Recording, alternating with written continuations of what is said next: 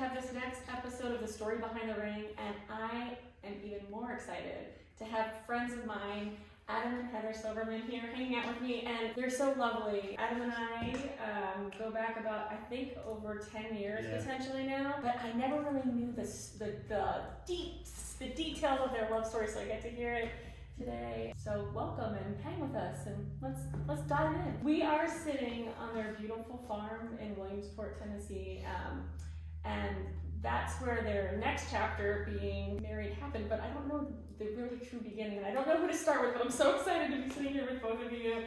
I think I have to start with Adam because my life started as friends with you. Can you take me back to kind of how you met Heather and the whole thing started? It happened kind of right around the time that you and I met, actually. I think I had met Heather just a few weeks maybe before. And so I was a touring drummer. I was traveling and doing all the drumming things. And when I was home, I was super bored. Like, I would come home and just be like, well, I'm gonna just clean my kitchen, I guess. Like, I didn't have anything to do. So I was like, well, I could just play drums all day. And I got really tired of that really fast. And so I started looking for somewhere to volunteer. And so I ended up finding Saddle Up, which is where Heather worked at the time. It's an equine therapy place for children with disabilities. And I went, I didn't know anything about horses. I just thought, well, this could be fun. Like, I'll learn something about, I had no idea what volunteering. I figured like I could run a saw or do something like that. I didn't know that they were going to be actually like working with the horses. So I went out for volunteer training and did the whole inner office thing. And then they said, we're going to go out to the barn and meet Heather. She's our equine director and she's going to teach you about, and she kind of picked on me immediately. She's like, does anybody want to, halter this horse? And I'm like, I don't know what a halter is. I don't know what you're talking about. And she's like staring at me like, maybe you'll want to do it. And I'm like, no, I really don't. I don't know anything. Everyone else in there, they're like, tell us about your horse experience. I'm like, I petted one when I was a kid. Like, that was all I had. They're like, I got the badge with no sticker, basically meaning he doesn't know anything about horses, nothing. And he was in a room of volunteer training of like probably 40 there were women. 40 people, yeah. You were the only guy. I was one of the only guys in there. No pressure. And so I was like, okay, so here we are. I met Heather that day, and when I came back to volunteer, they really couldn't put me in the lesson because I didn't know anything about really leading horses or anything like that. So they're like, why don't you just like work the farm? We're gonna like assign you to Heather. And so I was basically, sent out there, and it was funny because the volunteer coordinator was like, I just thought Heather might like a guy her age hanging around, the farm. So Kim kind of like pushed me towards her. I would show up there and she'd have a list, but most of the time she'd hang out with me almost the whole time. And that's kind of how we met. On your end, I want to hear, I think you told me in another conversation, like, was it rare to see a guy like your age through the volunteers? You can speak a little bit more about that. All of my guy friends were like in their 60s because they were retired and had, they had volunteer time. And when you work for a nonprofit, like it's a pretty much a lifestyle because there's so much to do and not enough people to do it. So I just worked. I didn't date. I didn't do anything but work and help around the farm. So when my mom called me one day and she was like, you're going to meet your soulmate. And I was like, that's so funny. Wait, speak more on that. She just randomly... My mom randomly called me and had a dream that I met my soulmate at my job. And I was like, that's not even possible. Like all my friends there are no guys. They're married and retired. Like they're in a whole other chapter of their life. So like I'm cool with not meeting anyone. I was a single mom and I was totally cool with it. I was coming off a really bad breakup and just figured I'm gonna dive into work because that place was just mind blowing and opened your heart to stuff. And I was like, what a good way to come away from something bad just to start something new. And it'd be really cool. But yeah, I didn't meet anybody for over a year. This phone call that your mom gave you, you thought she was crazy then, right? Because how? We still think she's a little crazy. No, in the best way possible, like kind of serendipitous. Yeah. So you see Adam and you guys start working together and it develops into a relationship. And I'm really excited because I remember him telling me and my husband, he's like, you've got to come up to Saddle Up, you've got to meet Heather, and it was just wonderful to meet you from the beginning of your guys' love story. So you worked together at Saddle Up, but now we're kind of sitting on your farm. So how did we go from Saddle Up to farm? Well, I'll tell you that one. So Okay, I was like, I don't know. we were living somewhere else in a different, kind of a smaller farm. We were like house sitting for some friends. Basically, they had to go back to England, and we were on that farm. And so we were hanging out there, and Heather had gone. I think it was a bridal shower or something that you had flown out. We were married, and so I had my stepson Trey. He was 9 or 10 or something, and I brought him out here to hang out with Heather's parents. And we were all sitting here, like, talking to her dad at the barn, and he was just telling me how they were running out of energy for this, and that they were both getting either retired or really close to retirement. He said, I don't know if I can do this into my late 60s. It's a lot of work. And this is INNISFREE Farm. Yeah. How many acres are And here? we have about 30 something that are ours, and then now we take care of several hundred more. So it's a pretty big farm, and they were wearing down. And I said, I was just kind of joking. And I said, what if we bought it? And he was like, are you being serious, or like, are we just having fun? And we're like, and I was like, oh man, I'm kind of serious. And so I called Heather, and she's like, I was at you want to, yeah. She goes, you want to buy my parents' farm? I thought it was a joke. Are you being serious, or like, what are you doing? And I was I like, was trying to dip his toes gently. We had a 20-acre farm with 3 horses. So I was like, maybe we shouldn't just go all in. And he was like, maybe we could just go all in. I was like, okay. And all in is how many horses? We own 20 of our own, but we take care of 40 total. INNISFREE Farm is the place to be. We have to back up because now you're married, but I need to hear the story of how that happened, the proposal, things like that. So, but I kind of want to hear it maybe from your perspective. First, we'll go in opposite order, and then Adam. Cool. That's it. It's told 2 totally different I'm ways. so excited to hear. What happened on the day, or did you know what was happening leading up? And No. No, I didn't know to that. I mean, I asked him to marry me a month into our dating. You did? I totally I did. said no, I wasn't ready. Wait, and it wasn't a joke. You were just No, like, I was serious. Oh, and you said no. He said no and also thought it was ridiculous. I thought she was kidding. I didn't really know she was serious. There's a lot of jokes like take over my farm, just kidding, or get married, just kidding. I'm not sure. These are heavy, big things. I kind of I knew from the beginning we were going to get married, but we did that whole take your time and all that whatever.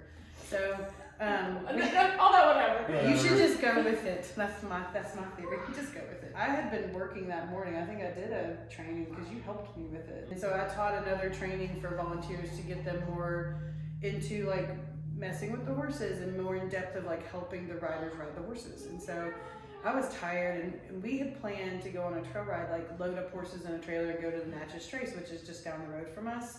And I grew up riding on the Natchez Trace, so if you haven't driven it by car, it's pretty cool by horse too. So we were planning to go ride somewhere because we had done it once before and had so much fun. And I was really tired, so I was like, how about we just don't do what we planned, last minute on our way out here to load up the horses. And I was like, why don't we just ride here? There's you can ride thousands of acres out of here. Why are we working so hard? And he was like, okay. Really, really messed my plans. Oh no! Because I have a ring box that's yay big, right?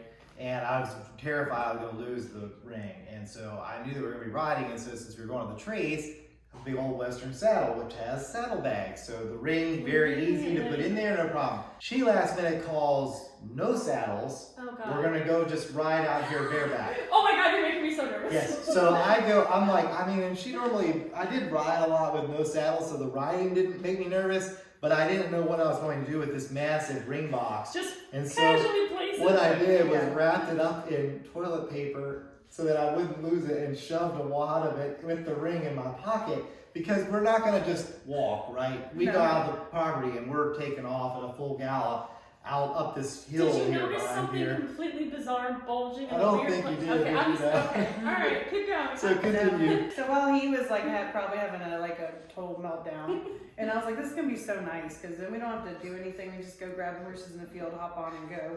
And we did. We went to the top of this huge hill, which is one of the most tallest points in Murray County, so you can see everything. It's a beautiful view, and I just wanted to show it to him because you hadn't really ridden out here, not really. And we rode up there and we were taking the GoPro, so we have some pretty good footage of it. Yeah, we do actually. I want to see it. We'll Yeah, I'll have to dig it up. You're going to the highest point in Maury County, and you're like, great, I have this ring in my pocket in toilet paper that I hope doesn't fall So I out. hope I don't lose. And we get up there and he's just kind of like, this is awesome. Like, yeah. I was like, you want to keep going? He's like, yeah. So then went to my favorite spot on the Duck River, is just right down here. You can ride your horse down to the sandbar. And I was like, I want to take him down there because I grew up out there, like on the horses, swimming in the river and all that stuff. So I took him down there and I was like, my two favorite things are horses and water. So I started skipping rocks and I was showing him like how cool I was that I could skip rocks, you know. And I turned around and he was down on one knee on the sandbar. I just stood there. I was like shocked. Even though I knew, for some reason I knew it was going to happen because his heart was like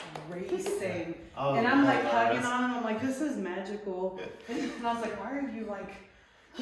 Yeah. What was really funny too, because there was a big party here afterwards, which she thought was her dad's retirement party. My dad's retirement party, and they planned our engagement party on top. So they both thought the party was for each other. So everyone knew we were having a party, but she thought it was for her dad. Her dad thought it was for her. And freeze. So wait, did you talk to her dad beforehand, telling him that this is what the party is? Yes. Well, and I had called. Her parents were actually in Germany. And I think they had maybe had a really good time in Germany.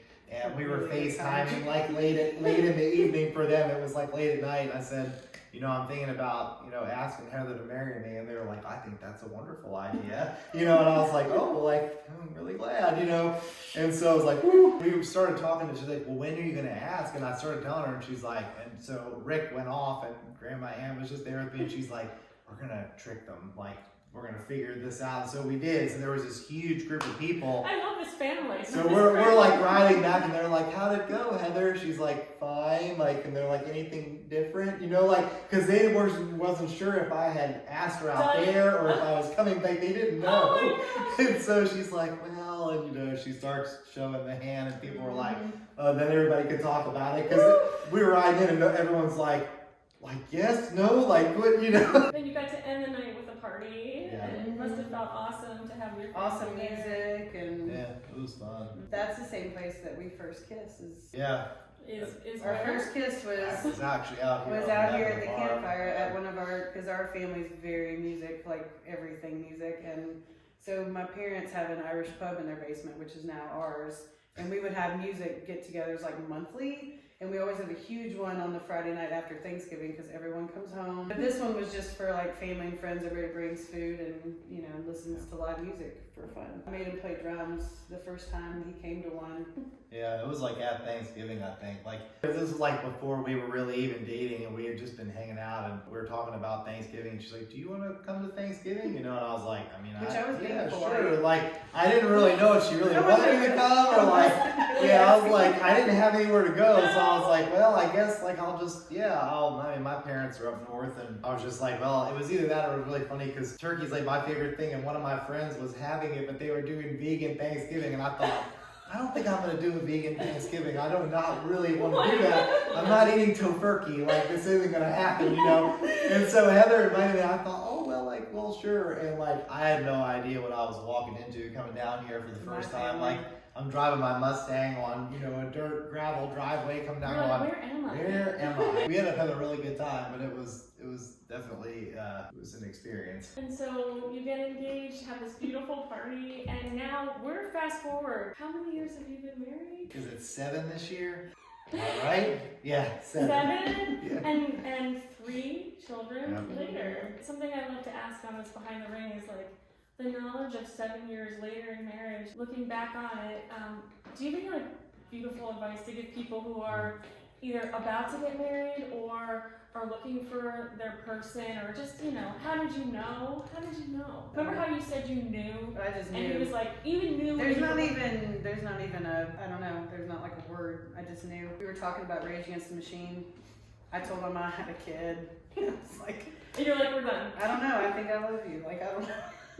I really did. I didn't have a moment that I was yeah, he's the one. I just we talk a lot. But also, Heather, just knowing you the little bit that I do, I think it's gut, and you trust your gut 100%, and something in your gut was this is it for me. Oh yeah, because I was really okay with just being a single mom and never finding anyone, and working your way. I was already through that whole process, and when I met him, I was like, he's really cute. And then he was like, I'm a drummer. I'm like, everybody's a musician, you know, like. Right, you didn't believe, and then you heard him drum, sure. And then I was like, okay, I'll come. Where are you playing? I will watch you anytime. Because I'm a huge music critic. I was like, he's like really good. Like, he's really amazing, P.S. And on your end, when did you know? Yeah, it's like hard to think of like an exact moment because, like she said, we talked so much. So it was like at some point I just kind of went. We could have fallen in love over the phone. Right, yeah, this is. That was totally our dating different. life. We didn't see each other. I didn't really want him to meet Trey. Like, I was just like really guarded about everything, and it took me a long time for him to just be like a part of my world other than where I work. I was just remember just back to your point of like what advice. Like, I think it's honestly just communication, because when all the butterflies and the fun and the crazy of like the dating and engage and you get married and then you're like you go into real life as a partner with somebody. And I think just like the biggest thing is knowing how to communicate with each other, because and go on dates. Yeah, and date. Keep dating. Keep dating. I love that. We work the farm together a lot. That's our. You're partners and yeah. You're in it all. We fell in love farming, like building fences and like doing like cutting wood, and like that's what we love doing together. And the fact that we can do it with our whole family, you know, is really cool. Yeah. Well, final question. Speaking of whole family, I know that your family, I'm going to totally put you on the spot, but your family is more than your children. It's your animals too. And if I had to ask you to name all your babies, could you do it? We could definitely do it. I could try. Okay. I gotta use my hands. You have to go shoot it out at the camera. Okay, like including like humans, all the things. Okay. Animals, Here, wait, let me do the Name people. I can do the people. I got the people. It's me, Heather, Trey, Winter, Leave, and then we have Dietz, our dog, and Maggie, our dog, and our cat, and we call her Foo. Her name is Jasmine. We call her Foo. Foo, okay. So that is all of the cat. And all of the She's cat. our barn cat. Our barn cat. That's all I got. The horses I can't. Yeah. Okay. Go ahead. Okay. Continue. If I could do an alphabetical order, that'd be wicked cool, but I don't think I can. We're gonna start though with Ace, Apollo, Chance, Tilly, O'Hara, Gretel, Grey Horse, Rose, Tess, Spirit, Baxter, George, JC, Streak, Lefroy, Mandarin. She is an orangey color. Kira. Oh, I want to see her. Kira. Is that all of them? It might be all of our babies. I think that's everybody. We take care of other people's horses, which is weird because like when they come out to look at their horses, it's like the horse is like Indy.